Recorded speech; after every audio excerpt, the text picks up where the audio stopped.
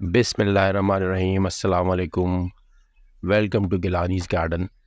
आज हम वापस कराची में हैं और आज हम आपको बताएंगे ग्रेप फ्रूट के बारे में। जैसे कि आपने वीडियो के टाइटल में भी देखा होगा, क्या ग्रेप फ्रूट कराची में वो लगा सकते हैं, और अगर लगा सकते हैं तो उसका रिज़ल्ट कैसा है। तो ये है मेरा ग्रेप फ्रूट का पौधा, आप देख रहे हैं इसको गमले में लगा हुआ। तो क्या ग्रेप फ्रूट का पौधा गमले में लग सकता है? जी बिल्कुल लग सकता है। क्या गमले में लगेगा तो फ्रूट करेगा? बिल्कुल करेगा। ये देखें आपके सामने कितना फ्रूट इस पे लगा हुआ है माशाल्लाह से। गमला, अलबत्ता ये कि फ्रूट के साइज़ से मुताबिक अगर आप देखें तो गमला मैंने इसको बढ़ा दिया है। 24 इंच का गमला है और इसमें ये बहुत अच्छी तरीके से उग रहा है। आपको उसके फ्रूट दिखाते हैं। ये देखिए मेरे पास इस वक्त जो ग्रेप फ्रूट है, इस पे 2 सीज़न की फ्रूटिंग है। एक जो इसका नॉर्मल सीज़न की फ्रूटिंग है, जो कि है आपकी फरवरी मार्च में, डिपेंडिंग ऑन जिस जगह पे आप रहते हैं। अगर वहाँ पे जल्दी सर्दियाँ आती हैं तो फ्लावरिंग देर से होगी। अगर वहाँ पे जल्दी सर्दियाँ जाती हैं या गर्मी जल्दी आती है तो उसमें फ्लावरिंग जो होगी वो जल्दी होगी। मेरे कराची के अंदर मैं रहता हूँ तो यहाँ पे इसकी फ्लावरिंग तकरीबन फरवरी के अंदर हो जाती है, जब गर्मी थोड़ी सी आना शुरू होती है। कराची में इतनी ज़्यादा सर्दी पड़ती नहीं है, तो बिल्कुल ये हो सकता है। इसके इस शेप के हवाले से देखें, जैसे मेरा पहले अगर आपने मेरा वीडियो देखा हो चक्री माल्टे का, तो उसके अंदर मैं सेटिस्फाइड नहीं था उसके शेप से, मगर इसका कदरे बेहतर शेप है। शेप से मेरी मुराद के ऊपर कैनोपी बनी हुई है, शीट बना हुआ है, और उसका जो आपका जो फ्रूट का जो ट्रंक है, ये आपको जो नज़र आ रहा है, ये प्रोटेक्टेड है डायरेक्ट सनलाइट से। ये बहुत ज़रूरी होता है, लेने लाउपर में ज़्यादा गर्मी पड़ती है तो उसके लिए। ग्रेप फ्रूट, अगर आप ग्रेप फ्रूट का पौधा लगा रहे हैं तो उसके लिए जो सबसे इम्पोर्टेंट चीज़ है वो है जी इसकी सनलाइट। डायरेक्ट सनलाइट में आप उसको ज़रूर चाहिए, इसको ज़्यादा से ज़्यादा सन चाहिए। फ्रूट के ज़्यादातर पौधे जितने मैंने देखे हैं जो कि कराची में सर्वाइव करते हैं, वो डायरेक्ट सनलाइट मांगते हैं। और डायरेक्ट सनलाइट, जैसे आपको पहले मैंने अनार का बताया था, वैसे ही ग्रेप फ्रूट को भी, या कोई भी सिट्रस अगर दूसरा है तो उसको भी आपको डायरेक्ट सनलाइट देनी पड़ेगी। सनलाइट अगर कम मिलेगी उसकी तो ग्रो तो कर जाएगा पौधा, मगर फल फ्रूट के हिसाब से वो फिर एक्सपेक्टेड यह हो सकता है कि फ्रूट दे ही ना, फ्लावरिंग ही नहीं होगी उसके ऊपर, और फ्लावरिंग नहीं होगी तो फ्रूट नहीं देगा। इसके अलावा अगर पानी की बात करें तो पानी बिल्कुल उसको चाहिए होता है, मगर गमले के अंदर अगर आप लगा रहे हैं तो आप वही जो तरीका है कि आप ज़मीन को में देखें, ज़मीन को देखें। अगर ज़मीन खुश्क होती है तो आप उसको पानी दें, और अगर खुश्क नहीं है, गीली है, तो उसको पानी ना दें। इसके अलावा उसके जो गमले में अगर आप लगा रहे हैं तो इसके ऊपर अगर भूसा डालें, जैसे ये मैंने अभी पिछले दिनों कुर्बानी हुई थी तो कुछ जानवरों का चारा बच गया था, तो ये मैंने यहाँ पे डाल दिया। तो इसकी वजह से ज़मीन इसकी ठंडी रहेगी। ख़ास तौर पे आजकल जैसे बहुत गर्मी पड़ रही है, तो उसकी वो ज़मीन पे लगने से पहले वो उस चारे को हिट करती है, और चारा या जो भूसा है उसको हिट करती है, और उसके वजह से ज़मीन ठंडी रहती है, सारी हीट डाइवर्ट हो जाती है। इसके अलावा अगर कोई वीड्स का जो प्रॉब्लम होता है, वीड्स का प्रॉब्लम भी नहीं होता है, और वो सारी जो वीड्स है उसके जो सीड्स होते हैं वो जर्मिनेट नहीं होते, और आप का जो पौधा होता है वो सिर्फ़ और सिर्फ, जो गमला होता है वो सिर्फ न्यूट्रिशियस आपके जो प्लांट है उसी को देता है। फ्रूटिंग इसमें देख लें तो एक ही इसकी जो सीज़न है फ्लावरिंग का, जैसे मैंने आपको बताया कि मार्च के अंदर उसकी फ्रूटिंग होती है, मार्च के अंदर फ्लावरिंग होती है और उसके बाद फ्रूटिंग होती है। मगर कुछ इलाकों के अंदर, जैसे कराची के अंदर है, तो कराची में ये कभी कभी एब नॉर्मल फ्लावरिंग भी कर देता है, जैसे अक्टूबर के अंदर। अब ये जो फ्रूट मेरे पास आपको 3 नज़र आ रहे हैं, ये जो फ्रूट आया है ये लास्ट अक्टूबर के अंदर आया है, फ्लावरिंग हुई है इसकी, और अब जाके ये मेरे ख्याल से 1-2 महीने में ये रेडी हो जाएगा। फ्रूटिंग कम हुई है मगर हुई ज़रूर। इसके अलावा बाकी ये जो फ्रूट आप देख रहे हैं, ये जो फ्रूट है इसके अंदर, ये फ्रूट डेवलप इसका जो मार्च के अंदर आपके फ्लावरिंग हुई थी, मार्च के अंदर ये उससे डेवलप हुआ है।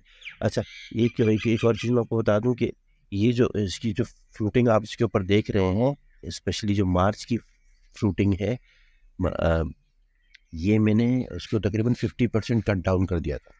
उसकी वजह क्या है कि अगर आपका प्लांट है वो आप उसके जैसे ज़मीन में ज़मीन में नहीं लगा हुआ, आपने गमले में लगाया हुआ है, तो अगर बहुत ज़्यादा फ्रूटिंग उठा लेगा ये, तो उसकी जो साइज़ है, फ्रूट साइज़, अब ये देखें, ये ग्रे फ्रूट का साइज़ ये काफ़ी छोटा है एज़ कम्पेयर टू जो नीचे जो ग्रे फ्रूट लगे हुए हैं उनके अंदर काफ़ी बड़ा साइज़ है।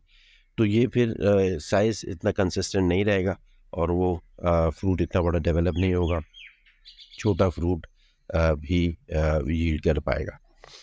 तो अगर आपको ऐसा लगता है कि आपके प्लांट का साइज छोटा है या गमले में लगा हुआ है, तो आप भी सजेशन यही है कि फ्रूटिंग थोड़ी सी कम कर दें, या फिर आपको बहुत रेगुलरली उसकी फर्टिलाइजिंग करनी पड़ेगी। ये इसके ऊपर मिलीबग का स्पेशल अटैक हुआ है। तो ये जो अटैक है गो कि ये आपके लीव्स उसने कर्ल कर दिए हैं, मगर ये इतना परमानेंट डैमेज नहीं करता है पौधे को। जब ये पत्ते नरम होते हैं, नए नए पत्ते होते हैं, तो उस वक्त ये आपको इस तरह के पत्ते हो जाएंगे और आपको ऐसा लगेगा कि पौधा मर रहा है। पहले मैं ये करता था कि इस तरह की जितनी भी ग्रोथ होती थी पत्तों की, वो मैं काट देता था यहाँ से, ताकि कीड़े जो है वो ज़्यादा फैले नहीं। अलबत्ता बाद में मैंने रियलाइज़ किया कि ये पत्ते आगे जाके जब ये पत्ते थोड़े से मैच्योर हो जाएंगे, सख्त हो जाएंगे, तो फिर ये नॉर्मल पत्तों की तरह हो जाते हैं, तो इतना ज़्यादा कोई फ़र्क पड़ता नहीं है। तो खैर स्प्रे तो आप करें, बिल्कुल करें, ताकि ये चीज़ कम हो, इतना ज़्यादा ना फैले ये चीज़, और आपके पौधा जो है वो बिल्कुल सही ग्रो करे। इसके अलावा जो आपका, क्योंकि ये देखिए इसके अंदर जो पकने का टाइम है बहुत ज़्यादा है, ये तकरीबन 6 से 8 महीने से भी ज़्यादा कभी कभी ले लेता है फ्रूट पकने के लिए। इसका जो फ्रूट डेवलप होता है वो गर्मी में होता है, और जो पकने का अमल है वो सर्दियों के अंदर होता है। तो अगर आप किसी ऐसे इलाके के अंदर रहते हैं कि जहाँ पे जो आपका सर्दियाँ ज़्यादा पड़ती हैं, तो उसमें होगा क्या कि जब पकने का टाइम आएगा और आपके जैसे इलाके में कोहरा पड़ जाता है या माइनस में टेम्परेचर कंसिस्टेंटली चला जाता है, तो जो आपका फ्रूट होगा वो जम जाएगा। बाकी ये कि ज़मीन में अगर ये लगाते हैं तो बहुत ही अच्छा उसका रिज़ल्ट है, मगर ज़मीन में लगाते हुए ख़ासतौर पे अगर कराची जैसे या किसी शहर के अंदर, बड़े शहर में आप लगा रहे हैं, तो ये प्लीज़ मेक श्योर करें कि आपका जो जहाँ पे आप पौधा लगा रहे हैं ज़मीन के अंदर, तो उसको डायरेक्ट सनलाइट मिले, कम से कम आपके 8 से 10 घंटे तक गर्मियों के अंदर। जैसे ये मैंने लगाया हुआ है अभी छत पे। इसमें गमलों में ये फ़ायदा है कि आपका जो पौधा है आप उसको मूव कर सकते हैं।